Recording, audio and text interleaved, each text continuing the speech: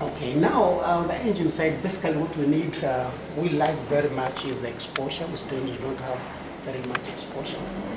And then number two is that we do not have the specialized guys to train specialized areas, and that could be specialized areas. But others, basically, the normal engine constructions and the basic operation systems that we have the capability. But we come to the specialized areas and whatever, we do not have that capability. Can you give us an example? What do you mean by that? Just okay. Give us an example of that. What specialized area, what you're looking for? What do you mean by specialized area? Let's say if you want to talk to that particular engine, yes, and you want to talk about the particular system of that particular engine. Okay. So like the compressor of the G90. Yes, that we want to talk about the compressor of the G90. That one we do not have the capability. Okay. And whatever. But if you want to talk about the general compressors of the engines, that you know. Yes, we don't have a problem there. So that specialized areas, the particular areas that maybe a student will be needed to have that particular information, we don't have. And then number two is the notes or the books for training, the materials. Yes, the materials we not have. If you could have, let's say, the materials, especially the soft copies, much better. As you can see, we have a number of classes already with PowerPoint. Yeah. Whereby it can be much easier for us to achieve the goal in that particular area. And also, what you may need from the G, also if we can also be able to help us, is the mentor. We need our mentor, because we don't want just to produce anybody who is just another person of the engine. But if you can be able to produce the products of the G, whereby once you get out the products of the G products, then it can easily fit in Kenya Airways, then I think we can be in a much better position, because basically I believe KQ operates, if not 100%, G engines. I have not heard that mostly in this case run quickly. But what I believe is that if we have to support Kenya Airways, it would be good if we also be able to train our students in line to Kenya Airways requirements. Because Kenya Airways is not really just operating any engine, but Kenya Airways is operating certain types of engines and all that. So if you can train for Kenya Airways and we have people who have been trained in those particular type of engines, there's going to be much easier Kenya Airways when they could get those people and they will bring them to the level that they want without necessarily mentioning so this type of this type of engine, this and this one. You have never heard of the G. What is that? So if you can make the G the terminology of KSC, then we will need a lot of mentorship from the G company in terms of training. And if you can have specialist training, we can still appreciate it, because students here stay here for 3 years. Within that 3 years, actually they have learned most of the basic engines and all that. And then if you can use maybe opportunity, maybe during the last year, when they have gone through all the basics engine construction and the systems and all that, then you can have an opportunity to give them maybe that, what I was talking about, the specialist areas in that particular engine. Then that will mean that KQ will have almost like half-baked people, whereby they can take a much shorter time to bring them to fully baked personnel for working. Now, as such, if we can have, let's say, an instructor here or somebody who can be trained with the G, and then that person can come and deliver that particular area that person has been training, it could be much big opportunities and actually success on our side. So basically, that's what I was saying, that mentorship. It just covers the whole scope of mentorship, whereby when you bring out somebody, you want to bring that somebody to the level that you'll be proud of. So for you to bring that person to the level that you'll be proud of, you need actually to mentor that person in all the ways. Now, after 3 years, your students, when they graduate, what do they get? The diploma or license? Yeah, they get diploma. We do the national exams. We do train them, and then they do the national exams. And for those who have passed the national exam, they get a diploma. Then after that, they are able now, we normally release them, they can go look for jobs, internships and all that to build up their skills, their practical experience, and thereafter that then they start now working in their career. And the test is both academic test and hands-on test? Yeah, now that's where now we get a problem in our system as of now, because according to the government system, is that the practicals that are needed is on attachment. So during our training, we've got 6 months total where we have to take these guys out there for internship. Attachment. Now the biggest problem is that we do not get enough areas to take these guys for internship. Because if you are having maybe a class of 40 or 30, they need to go for that internship. And you are not the only college in the country, there are many others. And the aviation industries are limited. Then you find that maybe you're going to have at least 10, 15 people. And these will go 6 months working, say, with KQ? Yes, yeah. And then they will pass the full exam? Yes, like what we do, they go to class for about 1 year, that's theories, because we don't want us to release somebody to give attachment who does not understand what an engine is, who does not know what a jet engine and a piston engine is all about. Turboprop and pure jet has got no idea. High bypass, low bypass. So what we do is that during the first year, 1.5 years, we just take them through the theories and then a bit of demonstration out here, these facilities that we have. And then after that, then you can be able not to release them for 6 months for attachment. It's about 4 months for attachment. And that's internship. That's where you can deploy them, get a chance in Kenya Airways or these other companies around here. Then after that, they come back to class again for another 1 year, 1.5 years.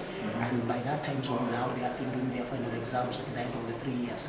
Now the thing is that the national exam, the government, or rather the national exams, we just expect them to have gone the internship and they should be having their practicals. They assume that now they have enough practicals for them to examine.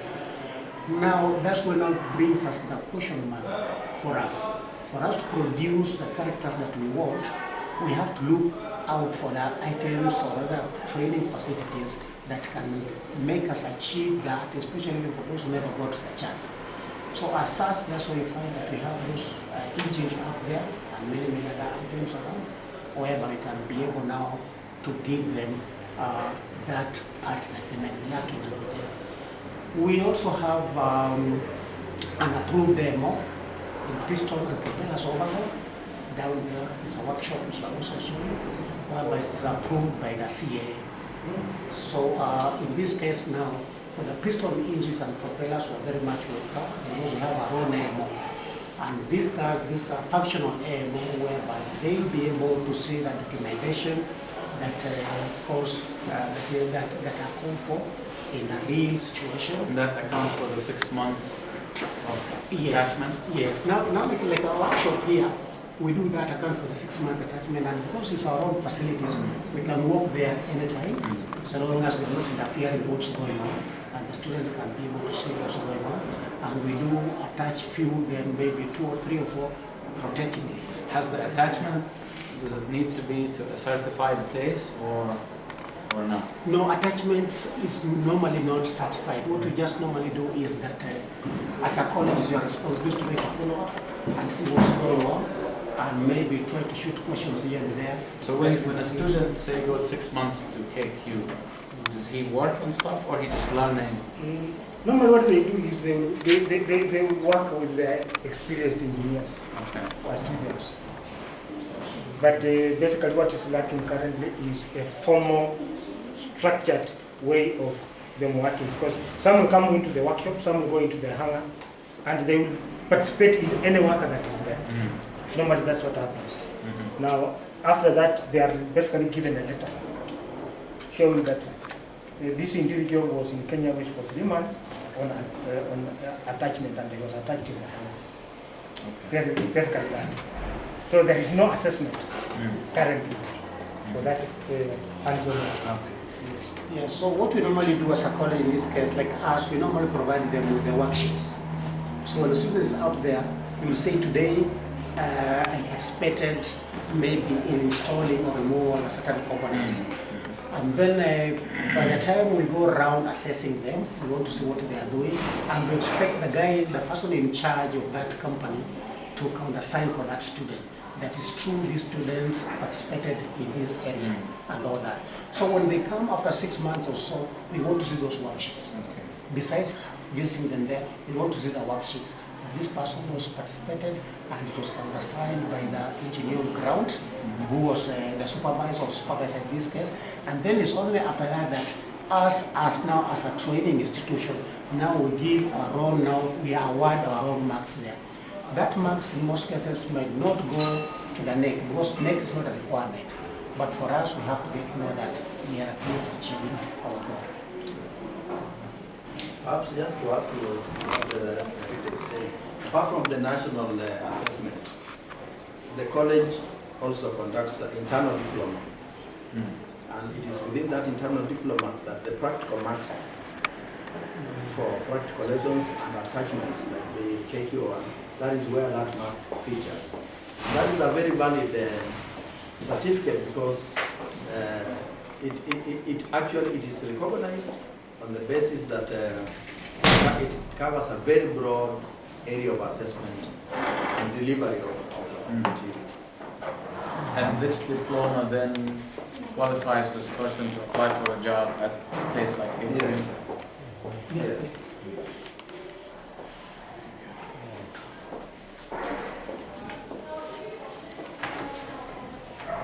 Anything that's in this common?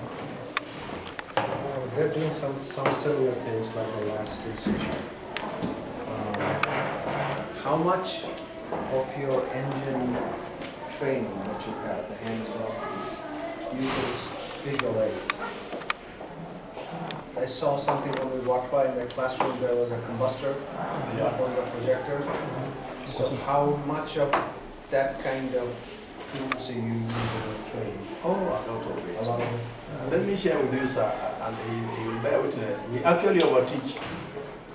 We actually overtrain. We train. Even if the government says holidays, everybody must be at home, we just train. Because there is something unique. We have a culture of performance. And that culture is like it came from you people. For example, if I share with you, this country has been having the F5 aircraft from USA. The engine is J85, J-21. He will tell you, because he has worked on that engine. No specialization course was offered for that engine. So the thing is, we've got to go an extra mile to make sure that whatever products that come to the market, although we do it the hard way, we don't have support like you won't give us support. We make sure that we do what the other institutions don't do.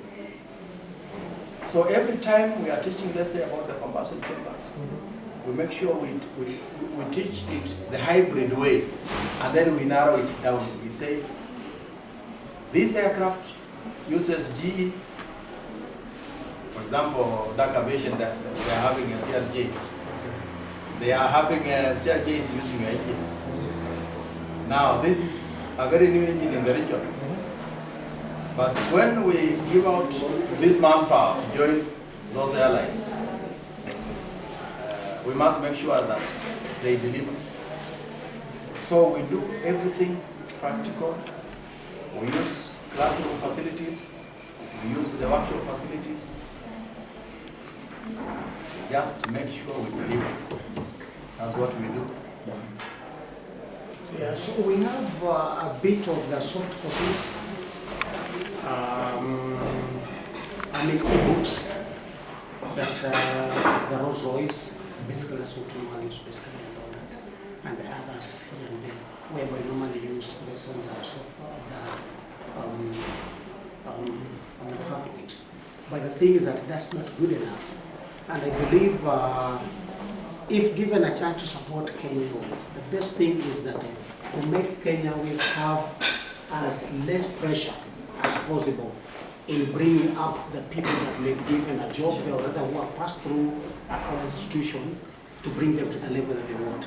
Now, as such, that's what we say, that with the support, with good support from the GE, giving us the direction whereby now at this level, we like maybe you people to train these people to this type of level. For example, if we'll be having, let's say, a specialized training, even if it's a short time with a GE, and then we'll be told, for example, these SBs, these IDs, and whatever, apply here and all that. Is current, this one's obsolete and all that. At the end of the day, by the time we're producing these people to join the Kenya Airways, they already know that we have an SB on the GE, and this is how it applies. We have an AD, and this is how it applies. We have ABC and whatever. Now, by so doing, with a bit of exposure, when they are, let's say, get an attachment in Kenya Airways, when they get attachment there, and with that kind of knowledge, then students will be easily able to ask. By the way, we were told that we have maybe a service bulletin on this particular engine. Show me how it applies. And then this person, by so doing, by the time he'll be joining Kenya Airways, you already have an idea. When the work pack will come out, the tasks comes and then it's going to all that comply with the ABCD, everybody has got an idea. Even when he's participating with somebody working, that person's got an idea what's going on and all that. And by so doing, we shall not just be adding some numbers to Kenya Airways, but we shall be adding some quality to Kenya Airways. Understand? So that's why I said that for us to be able to support Kenya Airways, we need mentorship from the GE. We would like GE to come in.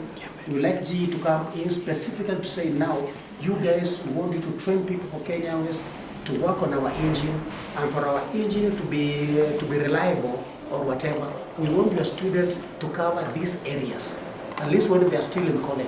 Besides having the diploma program, we can also be having some special areas.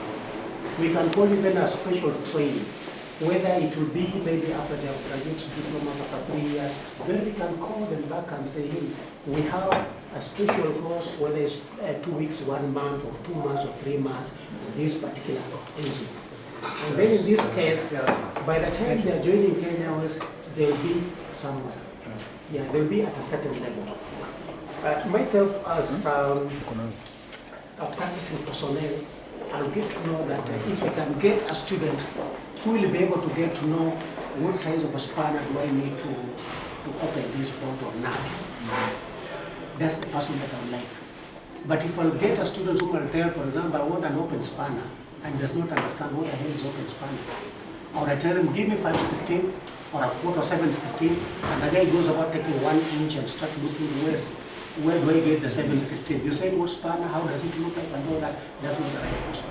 So as such, for us to be able to support and support well in this particular area, then we should stop being too much general. Let us do the general what we have been doing to a certain level. Then beyond that certain level, let us touch on 1 or 2 things here and there on that particular engine that will like these guys tomorrow to be able to service. Then by so doing, it will be much, much easier to bring them to the level. Like last time we had a meeting with Kenya Airways, and Mr. Rick Sain told us that it takes about 5 years, 6 years to get a guy from training college, who has graduated from the college, to the level that Kenya Airways can be able now to start relying on. That's a very long time. Because for a company taking about 5 years or 4 years to bring somebody to the level that they want, that's too much waste. But as such, it's not the business of Kenya Airways to trade. It's the business of Kenya Airways to do what? It's a commercial, yes, to make money out of the person they have brought on board. But not to get somebody on the board and then start from the scratch. But it's our business to get that person from the scratch to a certain level whereby now, that by the time he's joining his school, that person has got an idea. It makes much easier instructor now to bring him to the level that he wants, as opposed to the instructor now trying to struggle him. Like, this is what I mean by this and whatever. Have you ever come across that? No, I've never had anything like that. And then it starts afresh again. And then by so doing also, it becomes much easier for them even when they've been deployed in the hand of different departments. Now they'll be able to do what to perform. And that's why we're here. We're coming here to see what is it that we are able to do to lower that 5-year talking about, lower the gap. Okay, yeah, that's what I say that what we need, we need some training in that particular area. If your target is that you want to have somebody who can work on a specific GE engine, then if you can give us the program that you want the guys to undertake at that level. And number two, the person who's going to train that level must also have some knowledge, because giving an instructor a book, you read this and go to class and teach, might not be able to deliver and all that. So if you can have maybe an instructor trained who can be able now to deliver that to that level, that would be okay. Because in the basics we are okay. The basics, general engine constructions and operation systems and all that, we are okay. But what we need is that we need, number one, the support in terms of material, training material. Basically e-books, if we can get some e-books, much better for us. And then we need also the support in what I just said, training the instructors to be able to maybe to give some guys training at that particular level on the G particular. And more so, very important, we need also these students to have an exposure. Because we can train theories here, and they have never seen that G engine, it's all useless. By the time you take into that engine, it's like another thing altogether. Yes, they have the theories, but that exposure they do not have. So if you can have also that exposure, whereby now, as we train them as they get to know what we are talking about, then that will be much, much better. We can easily achieve our goal in producing high qualified players. So what is, generally, what is your policy, KQ policy? Because KQ is a national airline, it works under government, it works with GE, and so on. What is your policy in terms of manpower, retention, to retain manpower that whose capacity has been developed by GE, for example? And you want this fellow to be loyal. You don't want this fellow to leave KQ. After all these efforts now, how do you bond this personnel to be able to work for KQ, given the sacrifice that General Electric has put in? Is there a policy you will be working on? I think the policy is there, but basically what is happening currently is most of the airlines, especially from the Middle East, are also looking for manpower. They want to go for the best, and they have the money. So you can tell somebody for training on a board and say, for this training, you are going to work for KQ for 2 years. Or you return the money when you want to go. And if I spend only 1 million on you, and you go to Emirates will give you the 1 million, and it says you come. So basically what we are doing as we are talking now here is, with G coming on board to help the colleges, we want to roll out a certain standard of people from nearly all the colleges that have nearly a certain level of standards, because currently we don't have that. Then with that, we are also building up a base for a lot of people, so that if he goes out, there is somebody I can go here and pick. And when he comes in, because he has gone through this training which is standard, he will fit into the system. So it's like we are building up a source of manpower, not only for KQ, but for all the airlines around here.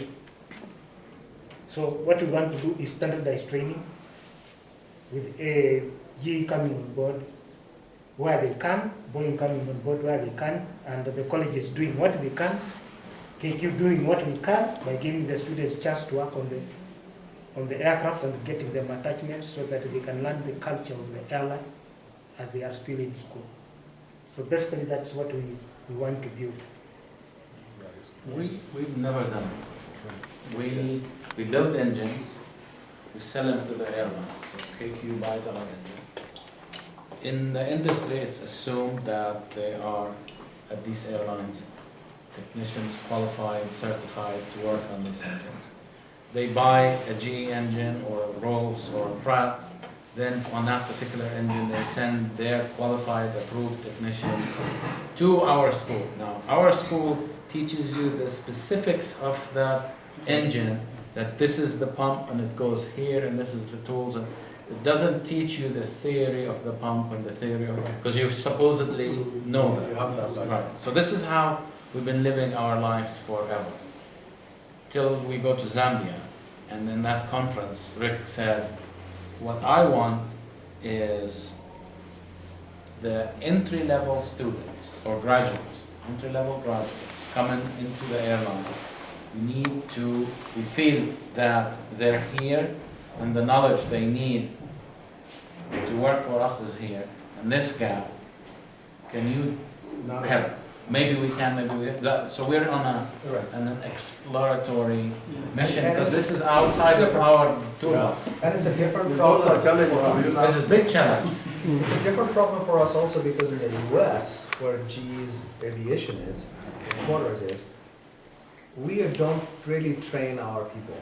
Meaning, we train our people on maybe they're training the customers. So some of my teams, for example, we're totally focused on teaching our customers mechanics on, let's say, a certain engine, let's say the GE90, okay?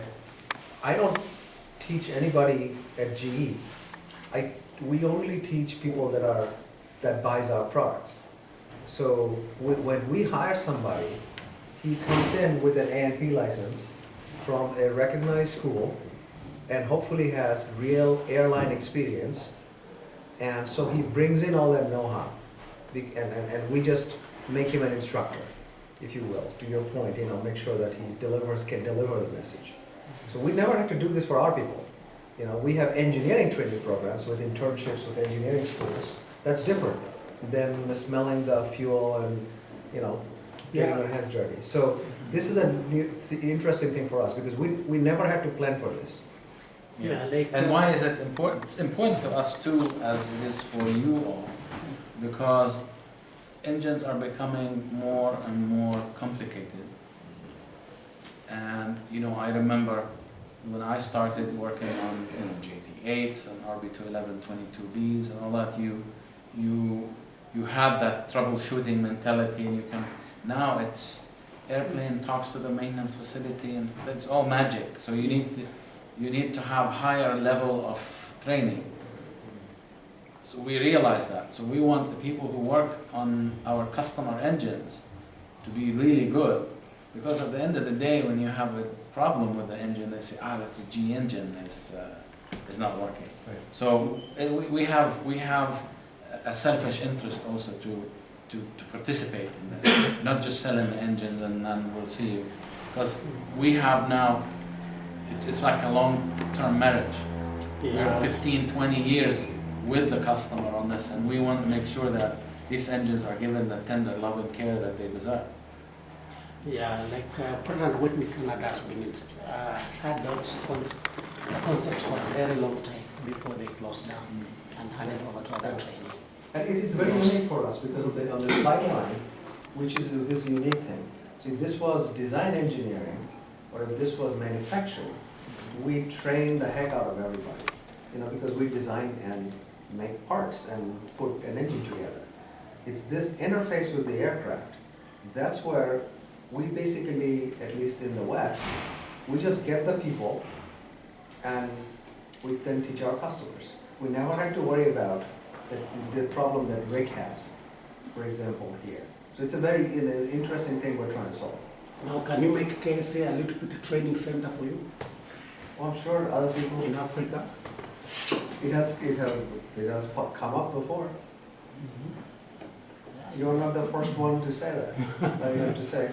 I'm sure some GE sales or customer team have thought about that before. Now we have, like Shagato said, that we have the GE training facility in Cincinnati to train specific on GE engines. We have one in Doha. In Qatar. Where do you also have? In So I have India? got 2 CFM engine centers in partnership with SNACMA, CFM, and one in Hyderabad in India, and one in Guanghan in China. We don't give diplomas, we don't give Yeah, this is I mean, we never it's qualified like type courses. Yeah, it's just to train you specifically on this type of engine once you buy the engine. Right, because we don't want to walk the regulatory piece. Because in our world, the regulatory piece is controlled by the quality system of KQ. So we never say we're qualifying, but we try to help you, help our customers, gets pulled up on our engines as they buy our products, so they can do flight line maintenance. And frankly, right now, we also have an avionics component. So I have another center, because with GE has now avionics or systems business, where we actually compete with Boeing. So that facility is in Cheltenham, in the UK. But having said that, realizing the gap, there is somewhere where we can. Yes. There is definitely something. What is it? I don't know. I can't answer it now. But we can go back and put our heads together, maybe have another visit. But there is somewhere where we can narrow the gap. So this person that needs 5 years to become, as Rick said, ready to go, maybe a year, maybe 2. I mean, in this age, with all these gadgets going around, to say 5 years is a long time. Yeah, with us to narrow that, if our students can have an exposure, because most of the people who train here, they are licensed people, they are rated people, they are practicing engineers. So when it comes to the maintenance, that's something that they have done for many years. Some are still even practicing even now as part-time. And then number 2, we have good experience of people here who have what it takes when it comes to this aviation.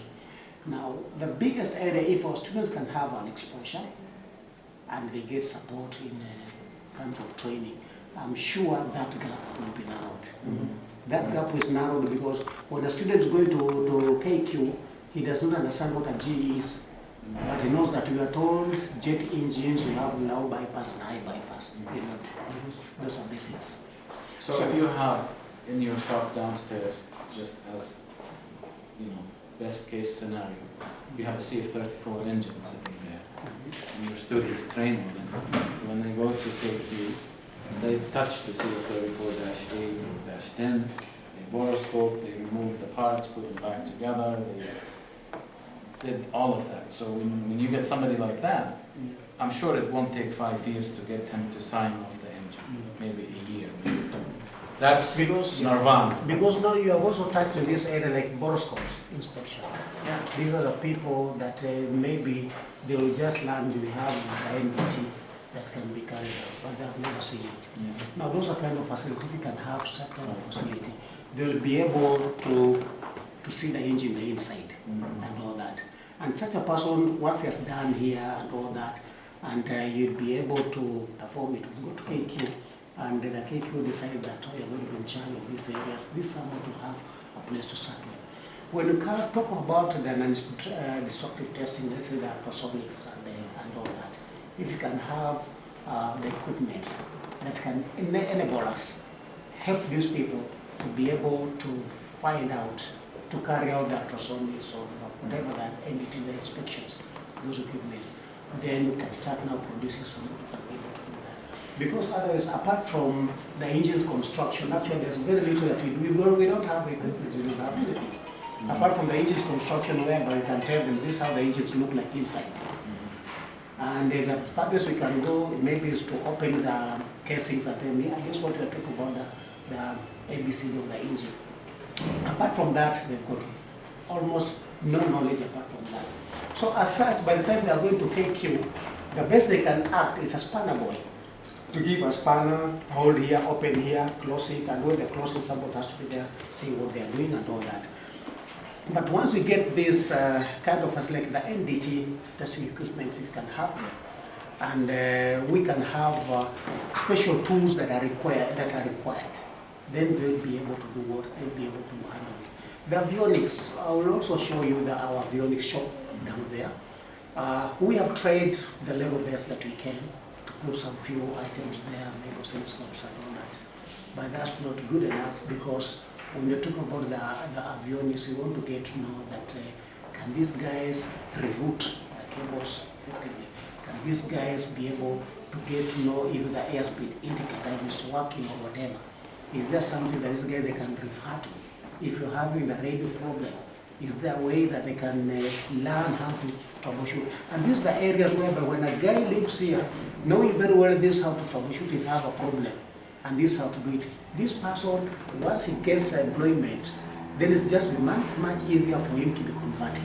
So this small portable equipment that can be used for testings and whatever, that's where we are learning.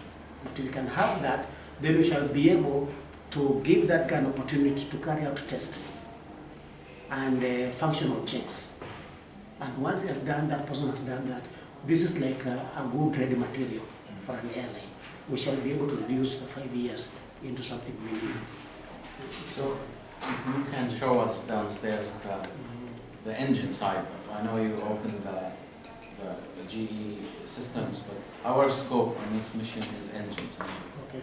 So if you show us what you do, what you have. I saw some Pratt engines outside you're working on. That will give us an idea where the gaps could be. I think I really appreciate you have already actually identified the gap, and then you have also suggested what to fill those gaps with, which is wonderful. I was impressed by the fact that you're trying to introduce the concept of service bulletin. So far, we have gone to other schools. We haven't heard to a service bulletin today. So we are very close to properly identifying the actual deliverables for us, and now scoping it to an engine, and then the potential items. For example, the engines that you're using today are all engines, meaning all real technology-wise. So bringing your school technology up as well. So today we don't have a lot of the hydromechanical components have been converted to electronic components, the EEC controls everything. So I think we have really hammered out what is needed to me, the way I see it. Now it's a matter of scoping it to potential deliverable items that we can support. Yes, and very good, very good. And especially with you people being professional in that area, you are in much better position to see what we have and to make up your mind. You say, okay, these guys we have seen they have this, but they're lacking that. Yeah. So we'll even the ball, we'll throw the ball back to you. You'll be able to see what we have. I will be able to explain how we use them, and then it's up to you now, people, to see that, okay, we want them to move to this level. We need them to have this and that and that. How can we support them to bring them to the level that we want? Okay. I think that way it could be much easier and whatever. Exactly. Because we can talk here and Yeah, theorize, but let's go and look at that.